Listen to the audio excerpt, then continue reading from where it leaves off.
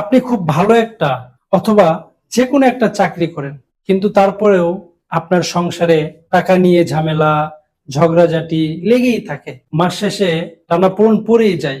আসলে গরিবী একটা রোগের মতো, আর ওই চাকরিটা হচ্ছে এই রোগটাকে সাময়িকভাবে বন্ধ করে দেয়, বা এই রোগটাকে সাময়িক সময়ের জন্য দূর করে দেয়। যেমন ধরেন, আমার একটা পা ভেঙে গেল, এখন আমার কি কি সমস্যা দেখা দিবে? ব্যথা হবে, পা ফুলে যাবে, হাঁটতে না পারা। এখন ডক্টর যদি আমাকে আমার হাড় জোড়া লাগানোর ওষুধ না দিয়ে আমাকে কিছু পেইন কিলার বা সাময়িকভাবে ব্যথা দূর হয় এমন কিছু ওষুধ দেয়, তাহলে কি আমার সমস্যাটা সমাধান হয়ে যাবে? অবশ্যই না। একইভাবে চাকরি থেকে যে টাকাটা আসে, এটা হচ্ছে ওই গরিবী নামের রোগের সাময়িকভাবে চিকিৎসা দেয়।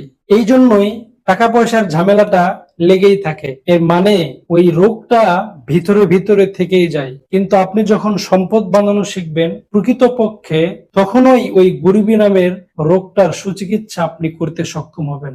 আর সম্পদ এবং টাকা কামানোর জন্য অবশ্যই মেধা এবং সময়ের প্রয়োজন। আর কোন রোগের চিকিৎসার জন্য তো সময় লাগবেই।